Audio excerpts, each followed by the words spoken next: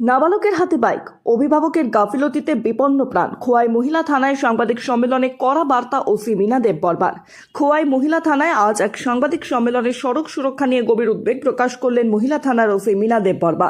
তিনি স্পষ্ট ভাষায় দায়িত্বজ্ঞানহীন অভিভাবকদের ভূমিকায় সমালোচনা করে বলেন, তাদের অসচেতনতার কারণেই রাজ্যে সড়ক নিরাপত্তা সংক্রান্ত জনসচেতনতা কার্যত বাধার মুখে পড়ছে।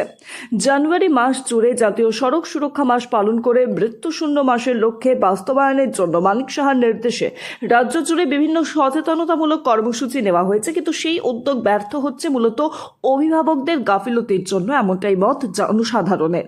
ওসি মীনা দেববর্মা জানান, সরস্বতী পুজোকে কেন্দ্র করে খুদে ছাত্রছাত্রীরা নিজ নিজ স্কুলের বিভিন্ন দায়িত্ব পালন করবে, এটাই স্বাভাবিক। অথচ সেই সুযোগে নাবালকদের হাতে বাইক তুলে দিয়ে অভিভাবকেরাই নিজেদের সন্তানদের জীবনের ঝুঁকির মধ্যে ফেলে দিচ্ছেন। আজ খোয়াই শহরে মহিলা থানা ও জেলা পুলিশ সুপার সিভিল টিমের যৌথ বিশেষ অভিযানে প্রায় 20 জন নাবালককে হেলমেট ও বৈধ ড্রাইভিং লাইসেন্স ছাড়া বাইক চালাতে গিয়ে আটক করা হয়। এই ঘটনার পর প্রশ্ন উঠছে, কিভাবে অভিভাবকেরা নাবালকদের হাতে মোটর বাইক তুলে দিচ্ছেন, যেখানে আইন অনুযায়ী নাবালককে বাইক চালাতে দিলে সর্বোচ্চ 25,000 টাকা পর্যন্ত জরিমানার বিধান রয়েছে। সেখানে এমন চরম দায়িত্বজ্ঞানহীন আচরণ কিভাবে সম্ভব? এই প্রশ্ন যেমন সাধারণ মানুষের, তেমনি পুলিশ প্রশাসনেরও।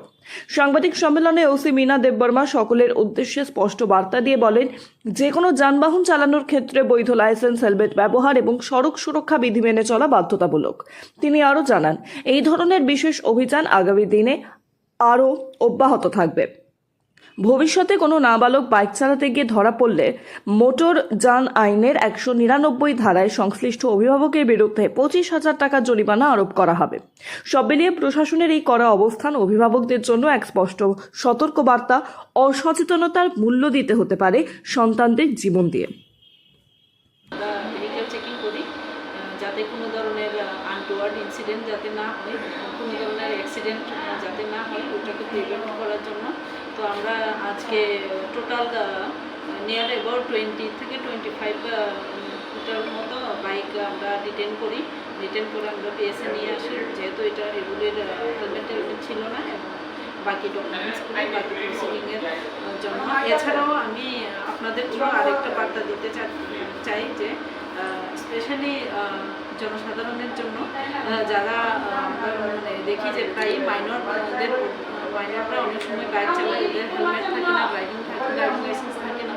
তো আমি যারা গার্জিয়ান আছে ওনাদেরকে আমি অনুরোধ করব যে যাদের মাইনরদের যাতে কোনো রকমের বাইক যাতে না দেওয়া হোক, কারণ যদি ওনারা মাইনরদের বাইক চালাতে অ্যালাউড করেন বা বাইক দেন, এটার ক্ষেত্রে কিন্তু বিরাট অফেন্স আছে। আমাদের এমবি অ্যাক্টে আমরা সবাই জানি 199 ওদের এগেনস্টে 25,000-এর মতো ফাইন হতে পারে। এছাড়া রেজিস্ট্রেশন যে আছে ওটা আমরা ক্যান্সেলের জন্য ব্যবস্থা করতে পারি। তো আমার এটাই অনুরোধ থাকবে যাতে মাইনরদের যাতে কোনোভাবেই বাইক না দেওয়া হোক। আর এর পাশাপাশি যারা বাইক চালাচ্ছেন বা যারা গাড়ি নিয়ে রাস্তায় বেরোচ্ছেন, বাইক চালাচ্ছেন, ওদের কাছে আমাদের রিকোয়েস্ট থাকবে যে ট্রাফিক রুলগুলি যাতে মেনে চলুন এবং হেলমেট ইউজ করুন, যাতে আপনাদের সিকিউর থাকে, সেফটি থাকে। Thank you.